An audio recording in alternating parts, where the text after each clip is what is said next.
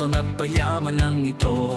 Laging salita, puro lang ang forma. Huwag na daw isipin, wala nang pag-asa. Marami naman, puro sarili lang. Laging pera ang laman ng usapan. Ang kanilang bulsa, ang laging nauuna. Ayuda ang itinanim, hirap ang naging aanihin. Matagal nang ganyan ang kalakaran. Sugal na ang pusta, inabukasan. Buksan ang isipan, huwag ang palad na pinagpapalimusan. Sari-saring trapo, halo-halong demonyo. Kanya-kanyang tago ng mga bahong nakakahilo. May mga laging nakangiti sa kamera, ngunit sa likod may lihim na agenda. Nagpapabango, puro papogi, kaalyado ng mga demonyo palagi. Yung iba naman walang malasakit, sa kapangyarihan sila'y nakakapit. Sila'y nagbabanta, nagkakalak ng takot para ang bulog niya mabaon sa limot. Matagal nang ganyan ang kalakaran. Sugal na ang pusta, kinabukasan. Buksan ang isipan, huwag ang palad na pinagpapalimusan. Sari-saring trapo, halo-halong demonyo. Kanya-kanyang tago ng mga bahong nakakahilo. Mahirap ang Pilipinas, bakit sila hindi? Maikli ang kumot, bakit sila hindi na mamaluktot? Taong bayan ay pulubi, pera ng politiko hindi. Tama ba ang tumahimik na lang at huwag maghanap ng paraan? Sari-saring trapo, halo-halong demonyo. Kanya-kanyang tago ng mga bahong nakakahilo. Ang kasalukuyan ay utang natin sa mga kabataan. Huwag natin ipamana ang ganito kalakaran. Hindi ka patalo, huwag kang sumuko. Araw-araw ay laban, dapat galingan mo.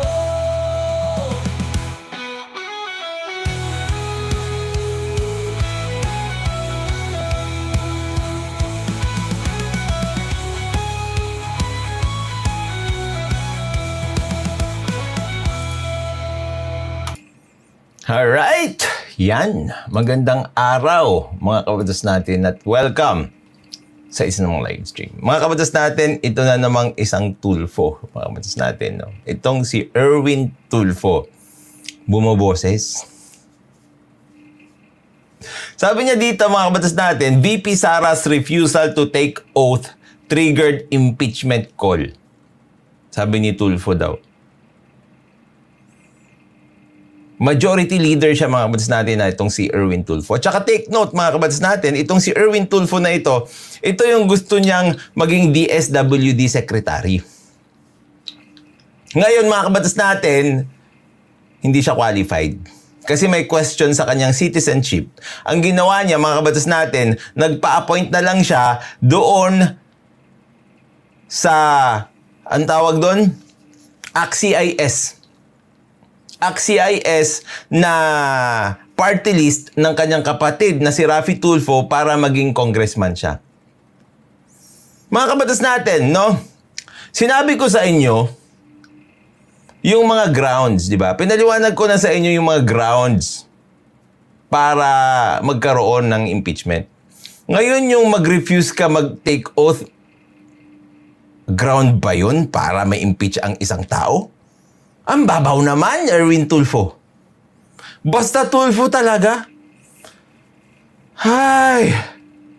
Oh my goodness. Di ba sinabi rin ni Erwin Tulfo noon, hindi daw siya tatakbo. Oh, ganyan yung mga taong yan. Sinungaling. Yun daw ang sabi niya. Sabi niya, nagalit daw yung maraming lawmakers nung hindi daw siya nag-take oath during a House hearing. Tignan nyo kung paano siya magpaliwanag mga kabatas natin. Alam nyo, kung meron tayong kailangan sa Senado, sana utak. Not another Tulfo.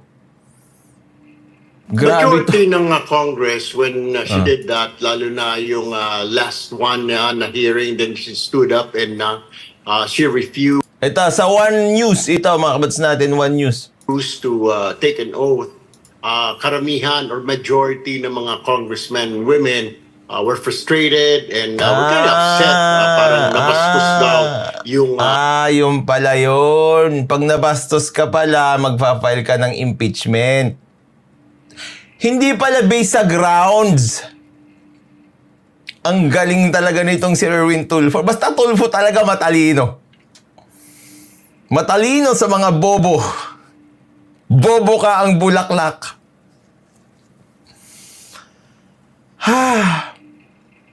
Frustrated kami eh. Sabi ng mga ng mga mambabatas, frustrated kami.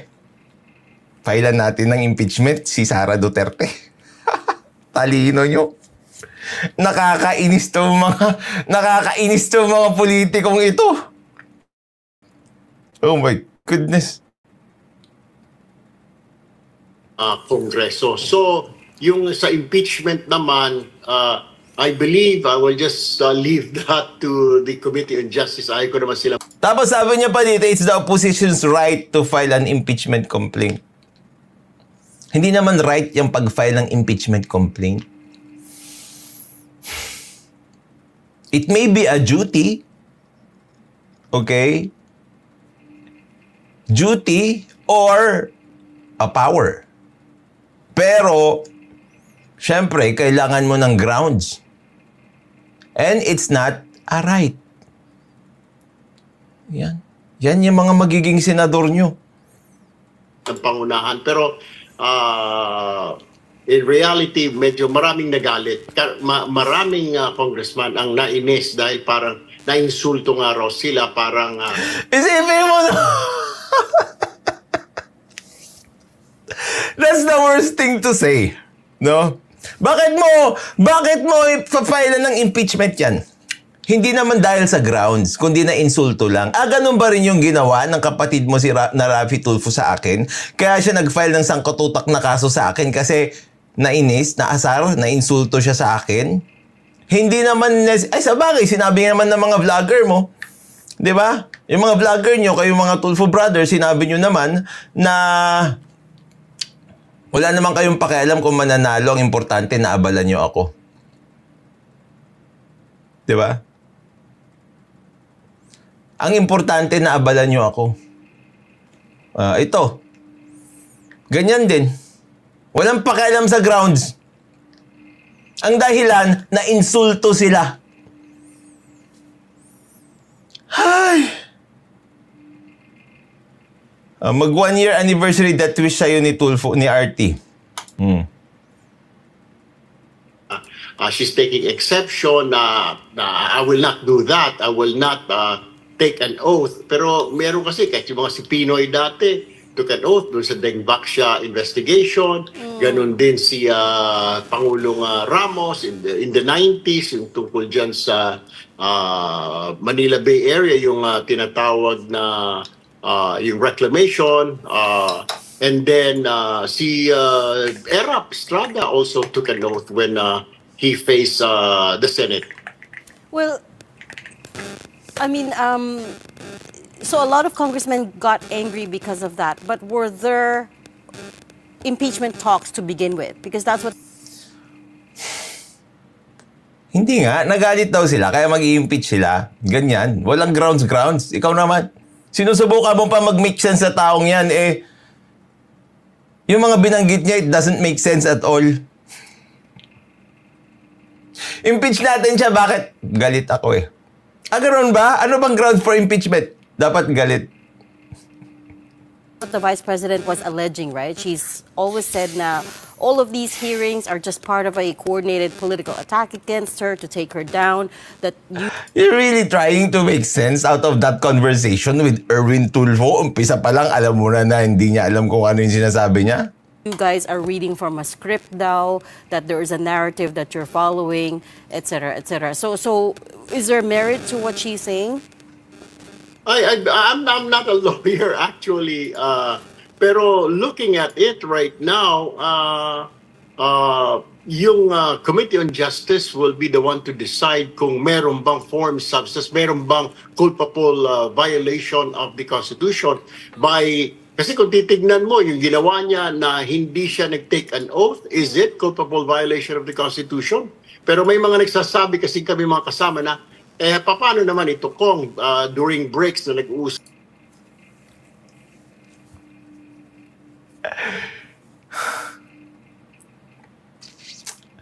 Malalaman mo talaga pag walang laban yung utak ng isang tao, no?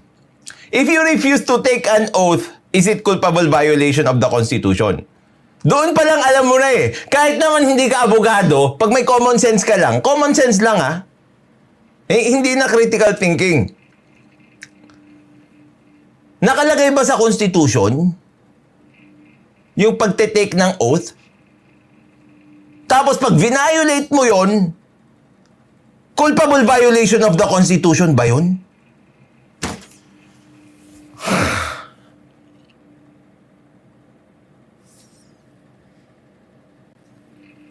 Binanggit mo na nga yung culpable violation of the Constitution. So anong constitutional provision ang binviolate niya sa hindi niya pag-take ng oath?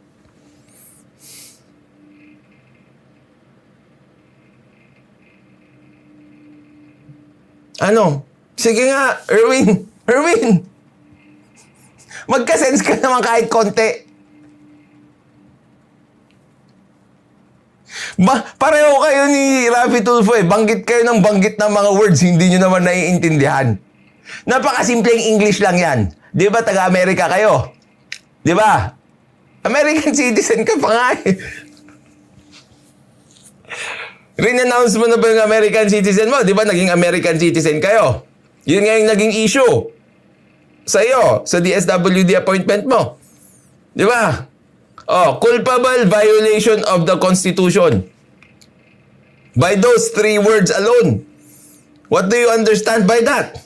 Violate mo yung Constitution. Ngayon, nakalagay ba sa Constitution na dapat ang Vice President mag-take oath before the Congress? O di violate niya yun? Impeach siya. Bobo ka ang bulaklak.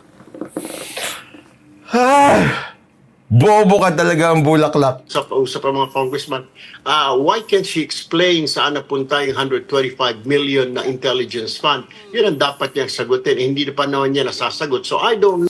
Pero hindi naman dyan sa punto nyo. Dyan sa... Kupal. No, really, dito sa Committee on Justice namin, kung doon nila titignan yun na how did you spend this? Medyo mabigat yun na hindi mo masagot kung saan mo ginasta yung pondo mo. Pero hindi naman dyan yung proper forum. There's a saying na yung merely dahil hindi ka nag-oath, dahil binastos mo ang Congress, I don't think so. Pero pagdating dun sa spending yung budget mo and then you cannot explain it, then again, that's a different story. Pero that's I will leave that to our Committee on Justice to decide. Dapat nga, hindi ka na nga nagsalita eh. Wala kayong maintindihan. Pareho kayo ni Raffy Tulfo, puro kayo daldal ng daldal. Final and executory. Sabi, hindi naman alam ibig sabihin ng final and executory. Shut up na lang kayo. You're misleading the people. No, I meant, ladies. Kong Erwin, I meant, is it true that Pipilitin mo pa talaga mag-make sense itong si Erwin Tulfo ah. Come on. Hirap na kayo. there were always impeachment talks against her? That this is part of May ilan, to be honest with you, to be frank with you, after that incident, yung ayaw niyang mag-take ng oath, there were some, pero hindi siya as a whole na tingin ng mga tao na pinagkakaisahan na siya ng mga party leaders. I really don't know kasi... Hindi naman daw, kayo naman, wala naman daw impeachment talks. Konti lang. Pero, nagalit daw sila nung hindi siya nag-oath.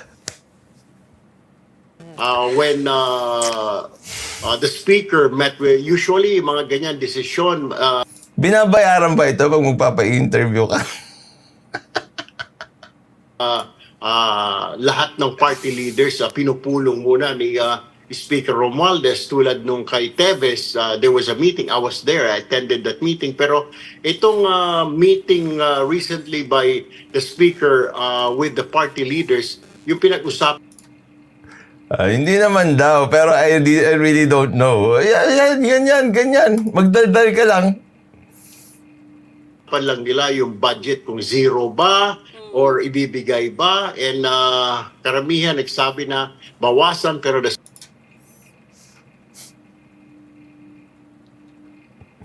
Idinadaan sa mga wordings at accent para magmukhang intelligent. No vote for Tulfo for the views lang nga si Raf. Ayun, pag gusto nyong magpasakay ng batas, isang batas, tatlong taon, maglukluk kayo ng Tulfo. Diba? Maglukluk kayo ng Tulfo. Kapag nabwisit, impeachment. Speaker said like, no, ibigay na lang natin, sundan na lang natin yung binigay ng Congress kay former Vice President Leni Robredo. Tapos yung mga hinihingi niya na extras about social services, pwede niyang ihingi sa DSWD, sa Department of Health. So there were impeachment talks after she refused to take the oath, but before that, were there talks? Hindi niya maintindihan yung question eh. Kanina mo pa tinatanong yung madam? Let go of the question. You are talking to a person who doesn't know what he's talking about. Because she's been alleging this for months. Not that I know of. Pag sa mga break, usually na pag-uusapan, nagmi-meet kami doon sa North Lounge or South Lounge. Pag mga break, nagko-coffee, may merienda. Hindi na pag-uusapan yan eh. Pero itong yung araw na hindi niya nasagot, may mga nagsasabi, pero collectively yung maraming nagsasabi. Wala. Walang maintindihan dito sa sinasabi niya. Ito, tignan niya dito.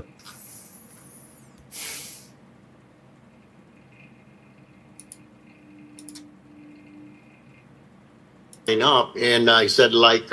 First off, congratulations on being part of the administration senatorial slate for next Tatakbo kasi kaya nagpapa-interview na. year. We heard that the president called you just last week. What was that conversation like? Well, he invited me, asked me actually if I wanted to join the administration senatorial lineup, and I said like, baka gusto mo kaming tulungan. Sabi mo naman noon, hindi ka tatakbo.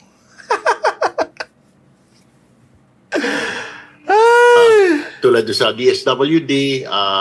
So, di naman ako nakatanggi. I said, yes, Mr. President, I will. So, Kong Tulfo, you were okay to leave the House already. Now you're moving to the Senate. Yes, because I was invited by the President, and sabi niya na pwede silang tulungan, particularly... Pwede nilang tulungan, wala kang alam, pati impeachment, hindi mo nga masabi paano, itutulong mo. Hindi ka nga pumasa-pasa na DSW Secretary. Tropahan na lang no? Yun lang, mga batas natin, ayoko nang pakinggan, nakakainis na parang salita siya ng salita, tas hindi niya naman alam yung sinasabi niya. Anyway, mga batas natin, nag-rebrand pala ako dito sa music attorney. Ang ginawa ko, music attorney na lang. Tapos lahat nung nasa ang tawag dyan, nasa Spotify tsaka sa Apple Music, papalitan ko rin. Magiging music attorney na. Pero I have to take down siguro itong mga ito. I have to take them down and I have to re-upload them again. Okay? Abangan nyo na lang yun. Okay? Yan. Maraming salamat mga kapatid natin.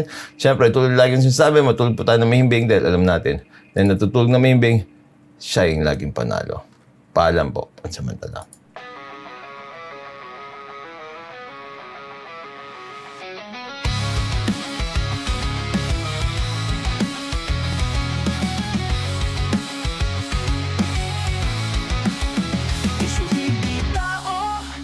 Katwiran hindi puso, baguhin niya ang uso, nasa iyo ang pag-asenso. hindi ka magtatagumpay kung hindi malinaw ang pakay. Matagal ka pang mabubuhay, pero sa problema na ay nakahukay. Paano ka aangat kung ang lahat ay di sapat? Wala na ng pag-asa, pati pa pagkukusa. Issue hindi tao, huwag panatan ng mensahero. Itaas ang landas ng diskurso, sa batas natin matuto. Sinubukan mo bang baguhin ang kapalaran na akala mo nakaahin? Wala namang ibang magbabago kung ikaw di magbabago. Buksan ang isipan, subukan makipagtakisan. Ikaw ang lumaban para sa iyong kinabukasan. Issue hindi tao, huwag panatan ng mensahero. Itaas ang landas ng diskurso, sa batas natin matuto.